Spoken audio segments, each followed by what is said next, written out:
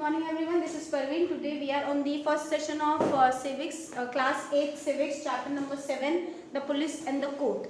Till now in our chapters we have seen that in India we are having three organs of the government or three levels of the government, that is legislature, executive and judiciary.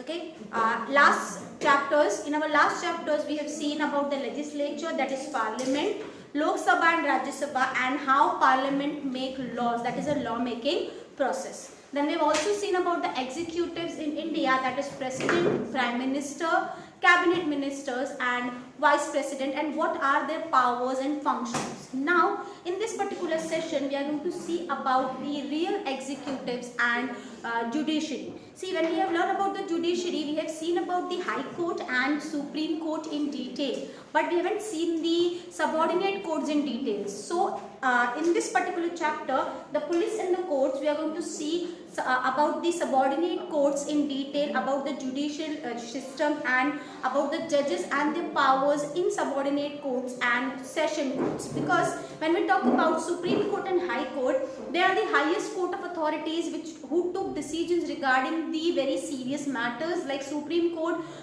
can take a decision regarding the matters of conflict between two state governments, conflict between state and central government, and High Court also take decisions regarding those matters. But the local matters or the local affairs, in that decisions can be taken or judgment can be given by session courts and subordinate courts. So today in this chapter we are going to see about the subordinate courts and session courts and about the police, how the police maintain law and order. Okay, so first in this session we are going to see about the subordinate courts or judicial administration at district level.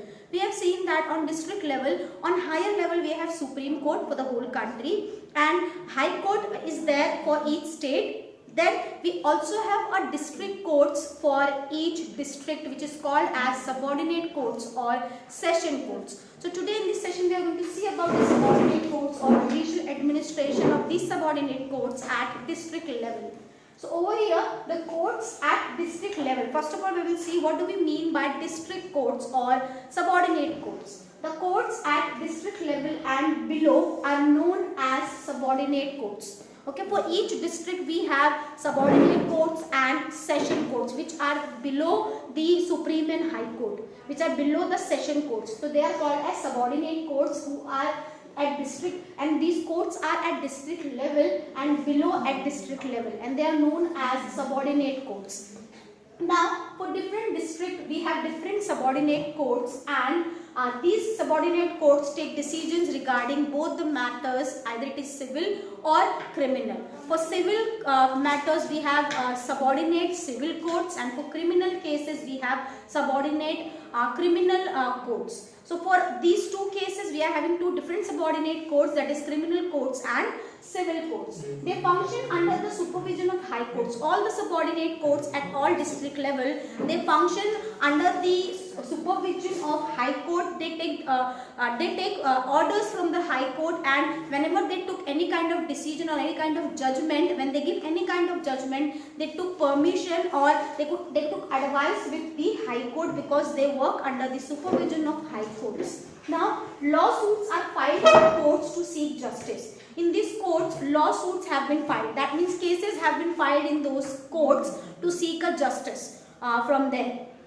Now civil courts and criminal courts, as I have told you, there are two cases which need to be handled at a local level or at district level, that is civil courts and criminal courts. Now under civil courts, cases concerning property, financial disputes and family disputes can come, and hearing can be given on those cases. For criminal courts, cases concerning about theft, assault, kidnapping and murders can be heard under criminal courts. So this is the differentiation between the cases which comes to civil court and the cases which come to criminal courts. So this is all about the subordinate courts which we have. Now moving further, we can see the different officers and they are working under subordinate courts.